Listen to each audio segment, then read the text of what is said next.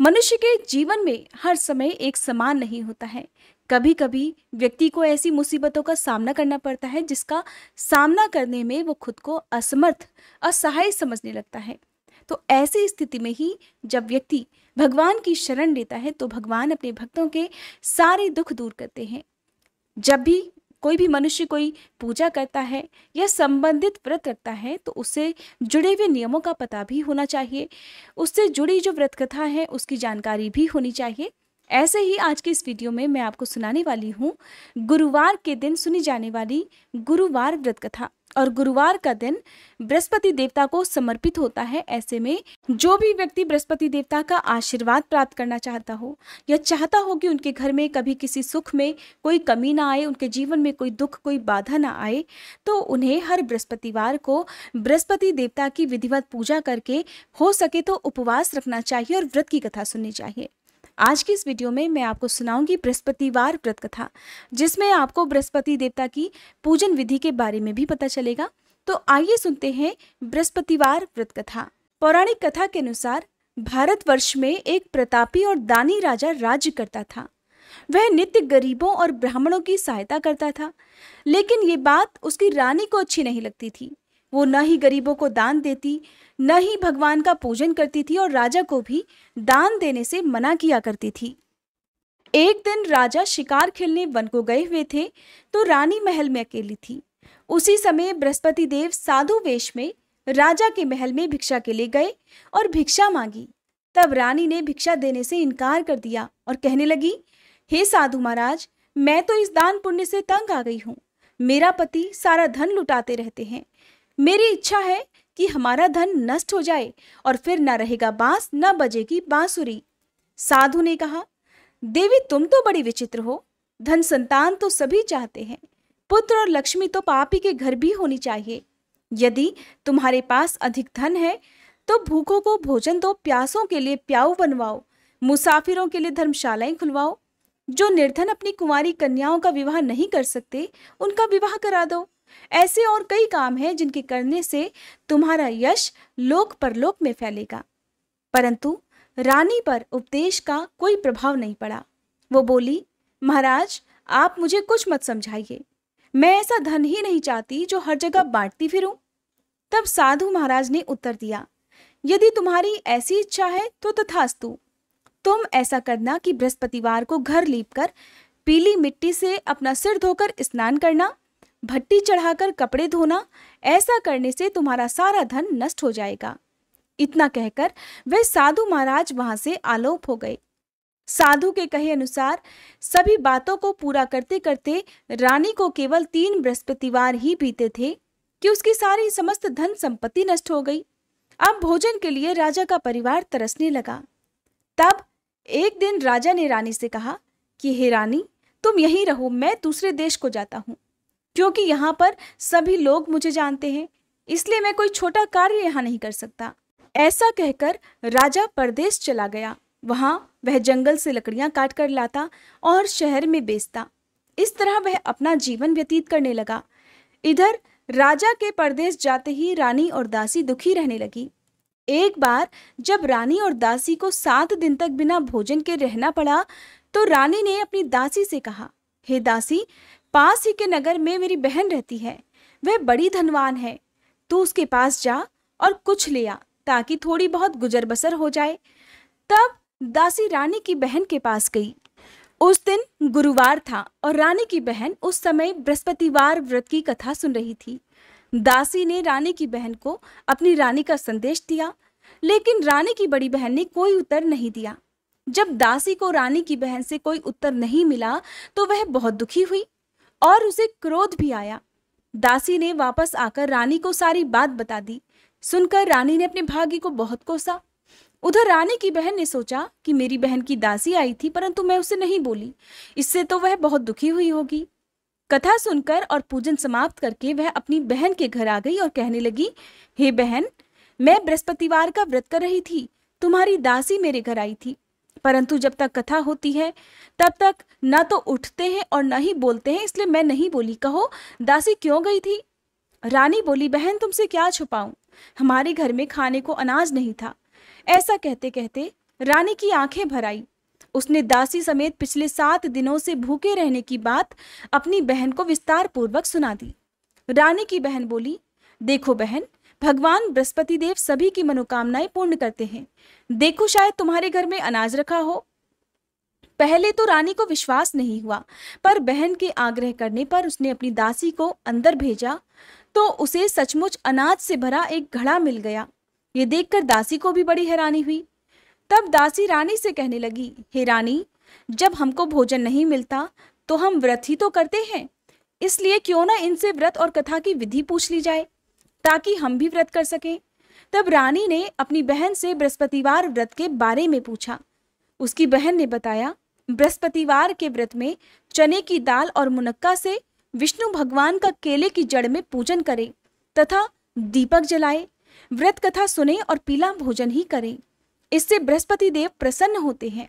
व्रत और पूजन की विधि बताकर रानी की बहन अपने घर को लौट गई। 7 दिन के बाद जब गुरुवार का दिन आया तो रानी और दासी ने व्रत रखा। घुड़साल में जाकर चना और गुड़ लेकर आई, फिर उससे केले की जड़ तथा विष्णु भगवान का पूजन किया। अब पीला भोजन कहाँ से आए? इस बात को लेकर दोनों बहुत दुखी थी। क्योंकि उन्होंने व्रत रखा था, इसलिए बृहस्पति देव उनसे प्रसन्न हुए और वे एक साधारण व्यक्ति का रूप धारण कर 2 थालों में सुंदर पीला भोजन दासी को दे गए। भोजन पाकर दासी बहुत प्रसन्न हुई और फिर रानी के साथ मिलकर भोजन ग्रहण किया। उसके बाद वे सभी गुरुवार को व्रत और पूजन करने लगी। बृहस्पति भगवान की कृपा से उनके पास फिर से धन संपत्ति आ गई, परंतु रानी फिर से पहले की तरह आलस्य करने लगी। तब दासी बोली, देखो रानी, तुम पहले भी इसी प्रकार आलस्य करती थी, तुम्हें धन रखने में कष्ट होता था, इस कारण सभी धन नष्ट हो गया। अब जब भगवान बृहस्पति की कृपा से हमें धन मिला है तो तुम्हें फिर से आलस्य होता है। रानी को समझाते हुए दासी ने कहा, हे रानी, बड़ी मुसीबतों के बाद हमने ये धन पाया है, इसलिए हमें दान पुण्य करना चाहिए, भूखे मनुष्यों को भोजन कराना चाहिए और धन को शुभ कार्यों में खर्च करना चाहिए, जिससे तुम्हारे कुल का यश बढ़ेगा, स्वर्ग की प्राप्ति होगी और पितर भी प्रसन्न होंगे। दासी की बात मानकर रानी अपना धन शुभ कार्यों में खर्च करने लगी, जिससे पूरे नगर में उसका यश फैलने लगा। उधर राजा दुखी होकर जंगल में एक पेड़ के नीचे आसन जमाकर बैठ गया। वह अपनी दशा को याद करके व्याकुल होने लगा। वह दिन बृहस्पतिवार का था। एकाएक उसने देखा कि निर्जन वन में एक साधु प्रकट हुए। वह साधु वेश में और कोई नहीं बल्कि स्वयं बृहस्पति देवता थे। लकड़हारे के सामने आकर बोले, हे लकड़हारे, इस सुनसान जंगल में तू चिंता मगन क्यों बैठा है? लकड़हारे ने दोनों हाथ जोड़कर प्रणाम किया और उत्तर दिया, महात्मा जी, आप तो सब कुछ जानते हैं, मैं क्या कहूँ। ऐसा कहकर राजा रोने लगा और साधु को अपनी आत्मकथा सुनाई। तब महात्मा जी ने कहा, तुम्हारी स्त्री ने बृहस्पति के दिन बृहस्पति भगवान का निरादर किया है, जिसके कारण रुष्ट होकर उन्होंने तुम्हारी ये दशा कर दी। अब तुम चिंता को दूर करके मेरे कहने पर चलो तो तुम्हारे सभी कष्ट दूर हो जाएंगे और भगवान पहले से भी अधिक संपत्ति देंगे। तुम बृहस्पति के दिन कथा किया करो।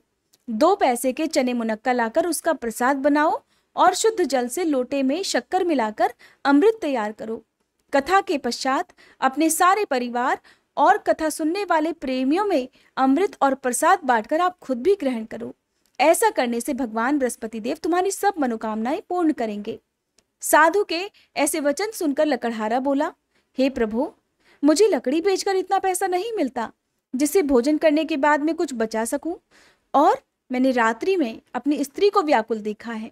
मेरे पास कुछ भी नहीं जिससे मैं उसकी खबर मंगा सकूं। साधु महाराज ने कहा, हे लकड़हारे, तुम किसी बात की चिंता मत करो। बृहस्पति के दिन तुम रोजाना की तरह लकड़ियां लेकर शहर को जाओ।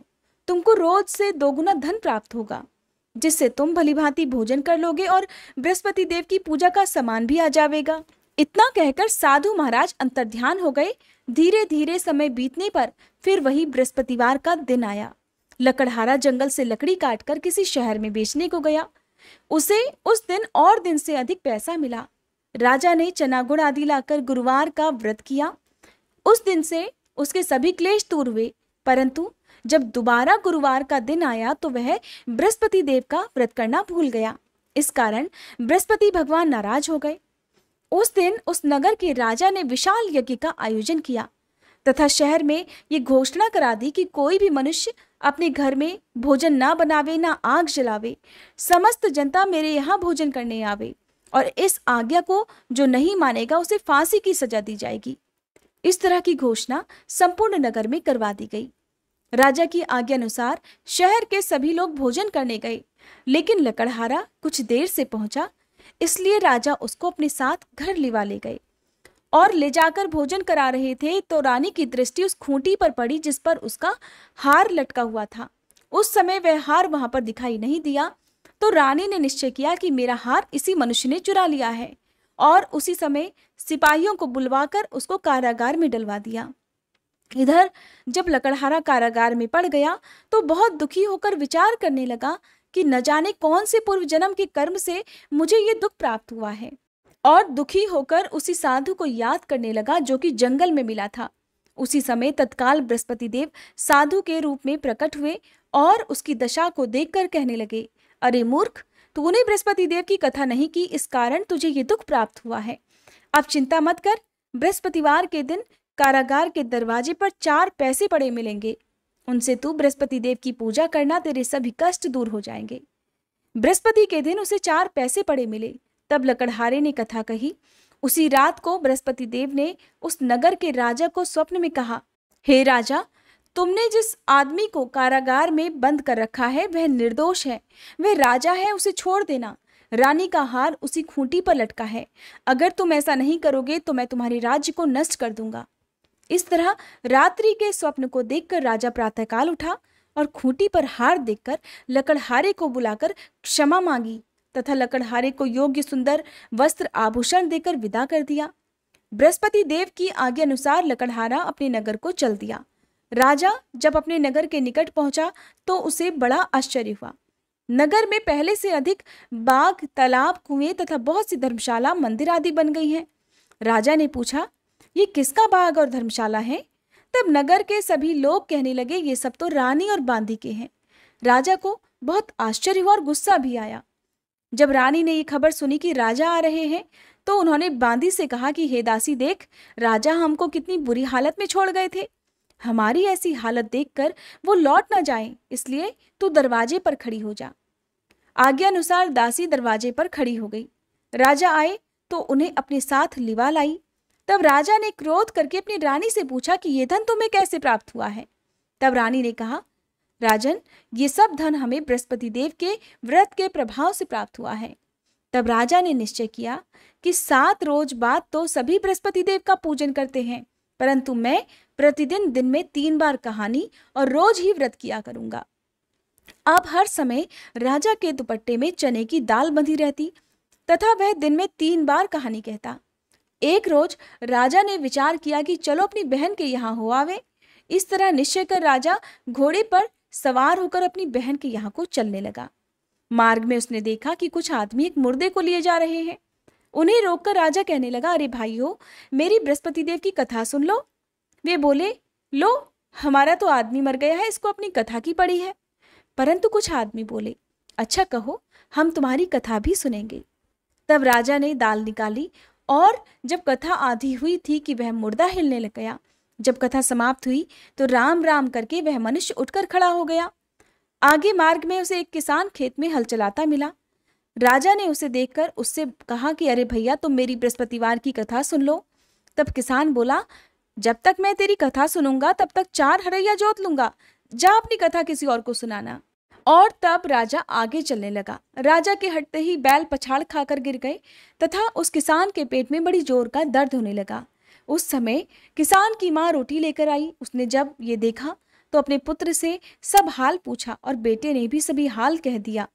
तो वह बुढ़िया दौड़ी दौड़ी उस घुड़सवार के पास गई और उससे बोली, मैं तेरी कथा सुनूंगी, तू अपनी कथा मेरे खेत पर चलकर ही कहना। राजा ने बुढ़िया के खेत पर जाकर कथा कही, जिसके सुनते ही उसके बैल उठ खड़े हुए तथा किसान के पेट का दर्द भी बंद हो गया। अब राजा अपनी बहन के घर पहुंच गया तो बहन ने अपने भाई की खूब मेहमानी की। दूसरे रोज प्रातःकाल जब राजा जगा तो देखने लगा कि सभी लोग भोजन कर रहे हैं। राजा ने अपनी बहन से कहा कि ऐसा कोई मनुष्य है यहाँ जिसने भोजन ना किया हो, मेरी बृहस्पतिवार की कथा सुन ले। बहन बोली, हे भैया, ये देश तो ऐसा ही है, पहले यहाँ लोग भोजन करते हैं, बाद में अन्य कोई काम करते हैं। अगर कोई पड़ोस में हो तो देख आऊं। वह ऐसा कहकर देखने चली गई, परंतु उसे कोई ऐसा व्यक्ति नहीं मिला जिसने भोजन ना किया हो। अतः वह एक कुम्हार के घर गई जिसका लड़का बीमार था। उसे मालूम हुआ कि उनके यहाँ 3 रोज से किसी ने भोजन नहीं किया है। रानी ने अपने भाई की कथा सुनने के लिए कुम्हार से कहा तो वह तुरंत तैयार हो गया। राजा ने जाकर बृहस्पतिवार की कथा कही, जिसको सुनकर उसका लड़का ठीक हो गया। अब तो राजा की चारों तरफ प्रशंसा होने लगी। एक दिन राजा ने अपनी बहन से कहा कि हे बहन, अब हम अपने घर को जाएंगे, तुम भी तैयार हो जाओ। राजा की बहन ने अपनी सास से कहा। सास ने कहा, हाँ चली जा, परंतु अपने लड़कों को मत ले जाना, क्योंकि तेरे भाई की कोई औलाद नहीं है। बहन ने अपने भैया से कहा, हे भैया, मैं तो चलूंगी, पर कोई बालक नहीं जाएगा। राजा बोला, जब कोई बालक ही नहीं चलेगा तब तुम भी क्या करोगी? और बड़े दुखी मन से राजा अपने नगर को लौट आया। राजा ने घर आकर अपनी रानी से कहा, हम निर्वंशी राजा हैं, हमारा मुंह देखने का धर्म नहीं है और कुछ भोजन आदि नहीं किया। रानी बोली, हे प्रभु, बृहस्पति देव ने हमें सब कुछ दिया है, वो हमें औलाद भी अवश्य देंगे। उसी रात को बृहस्पति देव ने राजा से स्वप्न में कहा, हे राजा, उठ, सभी सोच त्याग दे, तेरी रानी गर्भ से है। राजा को ये बात सुनकर बड़ी खुशी हुई। 9वें महीने में रानी के गर्भ से एक सुंदर पुत्र पैदा हुआ। तब राजा बोला, हे रानी, स्त्री बिना भोजन के रह सकती है, पर बिना कहे नहीं रह सकती। जब मेरी बहन आए तो तुम उससे कुछ मत कहना। रानी ने सुनकर हाँ कर दिया। उधर जब राजा की बहन ने यह शुभ समाचार सुना तो वो बहुत खुश हुई तथा बधाई लेकर अपने भाई के यहाँ आई। तभी रानी ने कहा, घोड़ा चढ़कर तो नहीं आई, गधा चढ़ी आई। राजा की बहन बोली, भाभी, मैं इस प्रकार नहीं कहती तो तुम्हें औलाद कैसे मिलती?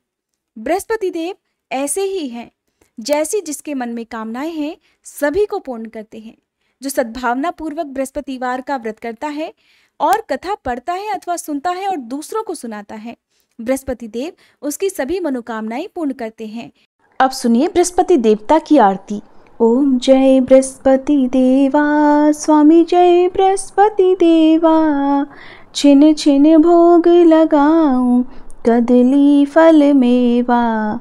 ओम जय बृहस्पति देवा, तुम पूर्ण परमात्मा, तुम अंतर्यामी, स्वामी तुम अंतर्यामी, जगत पिता जगदीश्वर, तुम सबके स्वामी।